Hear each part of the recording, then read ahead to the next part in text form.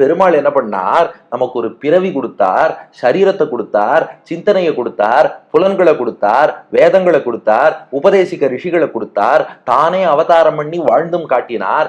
அதை பாடுவதற்கு ஒரு வால்மீகியை கொடுத்தார், ராமாயணத்தை கொடுத்தார், வியாசரை கொடுத்தார், பாரதத்தை கொடுத்தார், புராணங்களை எல்லாம் கொடுத்தார். அதுக்கப்புறம் அதை தமிழாக்கம் பண்ண ஆழ்வார்களை கொடுத்தார், ஆழ்வார்களுடைய பாசுரங்களை விளக்க ஆச்சாரியர்களை கொடுத்தார். இத்தனைய கொடுத்தாரே பெருமாள். எல்லாரும் பெருமாள் திருவடிகளை பற்றினா தான் உய்வடையலான்னா, எல்லாத்தையும் கொடுத்த பெருமாள் தன் திருவடியை அவர் கொடுத்தாரான்னா அவர் கொடுக்கலையாம். அவ்வளவுதான் விஷயம். அப்ப பெருமாள் நமக்கு உதவி செஞ்சாரான்னா நிறைய செஞ்சார் சார். ஆனா சரீரம் கொடுத்தவர், ஞானம் கொடுத்தவர், புலன்களை கொடுத்தவர், மனசை கொடுத்தவர், வேதம் கொடுத்தவர், ரிஷிகளை கொடுத்தவர், அவதாரம் பண்ணவர், ஆழ்வார்களை கொடுத்தவர், ஆச்சாரியர்களை கொடுத்தவர், இதிகாச புராணங்களை கொடுத்தவர், அருளி செயலை கொடுத்தவர், ஆச்சாரிய ஸ்ரீ சுக்தியை கொடுத்தவர். தன் சரண் தந்திலன் தன்னுடைய திருவடிகளை மட்டும் அவர் கொடுக்கல. அதான் ஒரு நகைச்சுவை கேட்கிறார் பாருங்க. ஏன்பா நாய்க்கு பேர் வச்ச சோறு வச்சியான்னு கேட்டார்.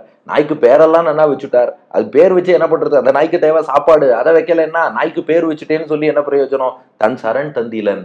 ஆனா ராமானுஜர் என்ன பண்ணாராம், மத்ததெல்லாம் பெருமாள் கொடுத்துட்டார், கொடுக்க வேண்டியதை அவர் கொடுக்கல, அதை நான் கொடுக்கிறேன்னு ராமானுஜர் தான் அது தந்து எந்தை ராமானுசன், தான் ராமானுஜர் அது அந்த பெருமாள் திருவடி இருக்கு பாருங்க. ராமானுஜர் ரொம்ப சிம்பிளா சொன்னாராம். நாம சொன்னோம் ஏதோ ராமாயணம் மகாபாரதம்ங்கிறாங்க, எங்களுக்கு அதெல்லாம் ஒன்றும் புரியல.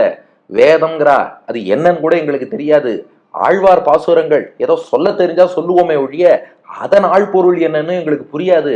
ஆனா மோட்சம் போகணும்னு ஆசைப்படுறோம்னோ, இவ்வளவு ஆசை இருக்கோ இல்லையோ, ஆழ்வார் பாசுரம் சேவிக்கணுங்கிற எண்ணம் இருக்கு இல்லையா, ராமாயணம் மகாபாரதம் ஒசத்திங்கிற மரியாதை இருக்கு இல்லையா, இதுவே போதும், இங்க வாங்கோ பெருமாள் திருவடியை புடிச்சுக்கோங்கட்டார். அப்போ பெருமாள் மத்ததெல்லாம் காட்டி சுத்த விட்டார். ராமானுஜர் தான் அது தந்து நேரா இதை புடிச்சுக்கோன்னார். எப்படி கொடுத்தாராம், எந்தை ராமானுஜன்னார். எந்தைனா என் தந்தைன்னு அர்த்தம்.